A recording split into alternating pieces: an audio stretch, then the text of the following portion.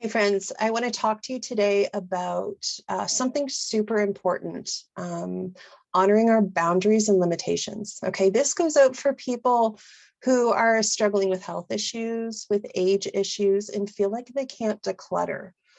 Um, that's actually completely untrue. Okay, we just have to change our approach. So decluttering doesn't have to happen in marathon sessions, and it doesn't have to happen all at once.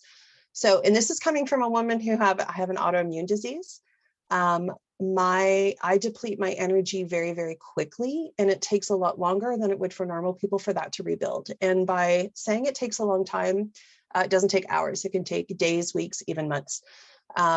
So I understand that struggle. And this is why I became so passionate about becoming a decluttering coach, because I have these lived experiences. And I honestly worked through my home 10 minutes at a time. Like when I suggest that to you guys, I'm being totally honest. That was actually my own approach. Were there times where I could put more time in? Absolutely. But I had to be super mindful of what it was asking of my body and what would be the ramifications of the decisions that I made later on. Okay, so that's something that I want you to keep in mind, because we've all pushed ourselves longer or harder than we should have. And sometimes our body doesn't bounce back the way that we hope that it would. But we can make different choices, which can have a different outcome. So let's say that you really want to do 30 minutes of decluttering, but let's say it's arthritis. Your arthritis is acting up. Instead of telling yourself, instead of getting frustrated and saying, okay, well, then obviously I can't declutter. What if you broke that up into 3 sessions of 10 minutes? You did 10 minutes in the morning, 10 minutes in the afternoon, 10 minutes in the evening. So you'd still get your 30 minutes in, right? But it would be broken up. So does it really matter if you're doing it all at once? It actually doesn't, because any little bit of effort that you're putting in is still progress. Okay, so maybe you're someone who likes to push through and just get it over with. Okay, I totally get that. I've been that person, and you absolutely have the right to make that decision. But just be sure that whatever it is that you decide, you're not causing more harm to your body along the way, because that's not going to serve you either. And I think the same goes for when we hit an emotional wall, right? Maybe you've lost a loved one, and sorting through things brings up a lot of memories that you're not feeling particularly strong enough to handle in that moment. Are you allowing yourself to take a break? You're allowed to do that, right? You're allowed to step away. You're allowed to go, okay, you know what? I've tackled this for like 5 minutes. I'm out for a while. That's okay. Do you think about breaking it up into smaller bits, right?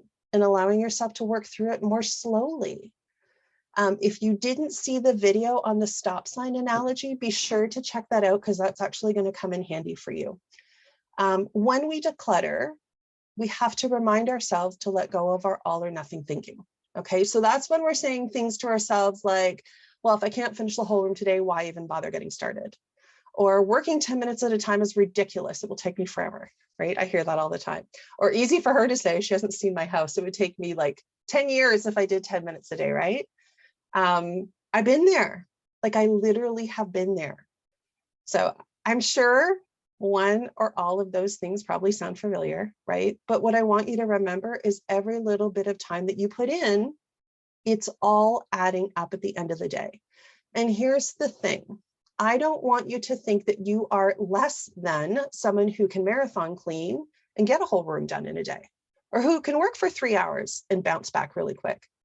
So there is a book called Atomic Habits by James Clear, and he talks about how if we just move towards our goal 1% at a time, so if we are improving our habits by 1%, that leads to longer lasting change than if we just sort of like jumped into the deep end, marathon cleaned our home, yay, it's great, we sit down, and then the clutter rebuilds. Why?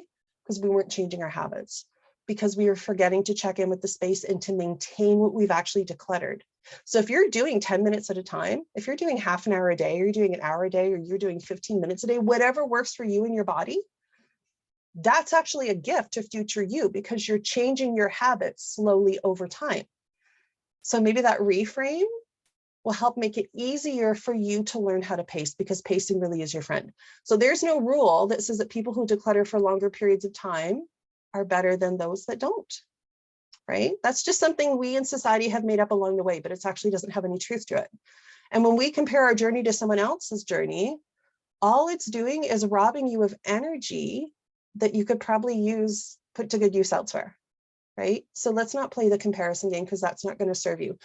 I want you to declutter at your own pace, and I want you to honor the boundaries and limitations of your body. That's going to serve you in the long run. See you next time.